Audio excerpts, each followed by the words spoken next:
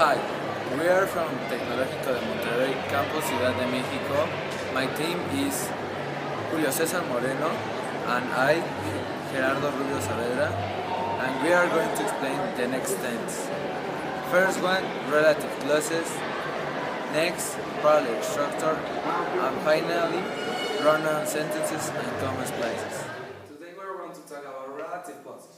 Relative clauses are used to give additional information about something without restarting a new sentence. It can make you to make the sentence more fluent and to avoid repeating words. To form a relative clause, you may use relative pronouns or relative adverbs. Those can help you to make the sentence easier to say, and it can be here more fluent, and you won't make circles again and again in the same word. For example, a boy is talking to Carla. Do you know the boy? It could be easier to say, do you know the boy who is talking to Carla? The relative pronoun that I used was who. Another common relative pronouns that you can use are who, which, whose, whom, or that. Those are the more common and the ones that are easy. Some of the most common relative adverbs are when, where, and why. An example using a relative adverb could be, when I bought my bike, I bought it here. And easier is here where I bought my bike. Okay, let's go. The relative clauses are divided into sections: the defining, and the non-defining relative clauses. The defining relative clauses are putting commas and give essential information to the clause. Give information that if that is not there, the sentence won't have sense. For example, Sandra is the one who cared of me when I was young. The one who cared of me is the defined relative clause. If we don't put this, the sentence won't have any sense. And using the same example with a non-defined relative clause could be, when I was young, comma, the one who cared of me, comma, was Sandra. It gives just additional information that is not necessary to understand the sentence, but it also is good in the sentence, and it goes in comma. Well, now let's go to another topic. Thank you for your attention. Hello again, everybody. Now we are going to talk about parallel structure. Parallel structure is basically to use the same pattern of words to show that two or more ideas have the same level of importance. This can happen in word, phrase, or clause level. The usual way to join parallel structure is with the use of coordinating conjunctions such as and or. I will talk about the word and phrase level. The most common way to use the parallel structure in the word and phrase level is with the gerund, using just the ing. For example, Gerry likes driving, swimming, and dancing. The three words are ending with ing in gerund, so it says that the three actions have the same importance: driving, swimming, and dancing. Another way very easy to use the parallel structure is with infinitive. An example could be, Gerry likes to drive, to swim, and to dance. The three words have the first two, so it makes everything with the same importance. Another way to use it with the infinitive could be, Gerry likes drive, swim, and dance, without modifying anything, and it also makes that the three actions have the same level of importance. Well, something that you will never do is the next. Gerry likes to swim, drive, and dancing. In this case, you mix the three types of parallel structure that I just tell. So it is horrible. It doesn't make sense. It doesn't make the same importance to the three actions. So you won't do it never. So you will do it never. You use gerund or one of the two types of infinitive, but you will never mix it.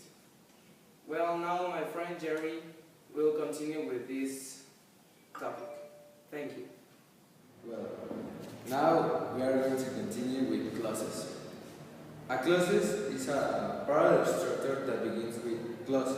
They must keep on with clauses, changing to another pattern or changing the voice of the verb.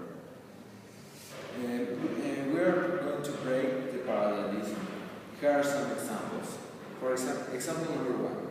A non-parallel structure is the coach told the players that they should get a lot of sleep, that they should not eat too much, and to do some warm-up exercises before the game. To rewrite or to correct this sentence, it must to do is in parallel. It will be the coach told the players that they should get a lot of sleep, that they should not eat too much, and that they should do some warm-up exercise before the game. In this sentence, we need to keep or to replace to do, because to do it's not a parallelism structure. So we need to change it to that they should do. And the final sentence can be the coach told the players that they should get a lot of sleep, not eat too much, and do some warm exercise before the game. This can be another way to do the example or the sentence. Now we are going to explain common splices and run-out sentences. The common splices and run-out, in other terms can be used fuse sentence, are major punctuation errors that can commonly show up in your writing. What does these terms mean? How can you correct or avoid these errors? Well, these are some tips. A common splice occurs when only a comma separates two independent sentences.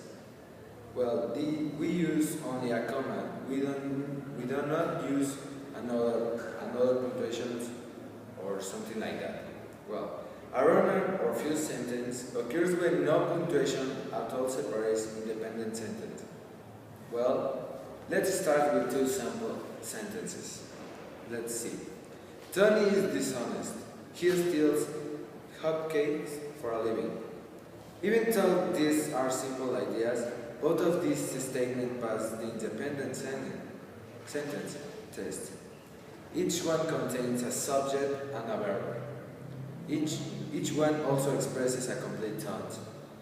In writing your ideas down, you usually are concerned with the meaning and detail of your sentence, and often don't pay enough attention to punctuation, especially where one sentence ends and another begins. That's when you get into trouble with incorrect punctuation, like this. Tony is dishonest. He steals cupcakes for a living, in common places. And Tony is dishonest. He steals cupcakes for a living, pronoun sentences. As you can see, in these two sentences, common places and pronoun sentences are similar mistakes. In both cases, the punctuation or lack of it does not indicate complete independent sentence. A common places or pronoun sentences can also occur when you use transition words. There are some mistakes like this. The use postal services is usually very reliable. However, sometimes a letter is not delivered for weeks, months, or even years. Again, there are two independent sentences in the example above. Transition words like however, therefore, nevertheless, consequently, and then cannot be used to connect the two sentences. The correct version for this sentence can be: the used postal service is usually very reliable. However, sometimes a letter is not delivered for weeks, months, or even years. Or sometimes the U.S. postal services is usually very reliable. However, sometimes a letter is not delivered for weeks, months, or even years. Look carefully at the next example. Is there a run-on sentences or commas places problem in the following? Because Jonathan is very competitive, he sometimes puts too much pressure on himself. The above is one complete correctly punctuation sentence. Even though both parts of the sentence have a subject and verb. And dependent word because gets the first idea from expressing a complete thought. It is independent on the second part of the sentence to complete the meaning. Some common dependent words subordinating conjunctions are because, after, also, if, until, since, and while.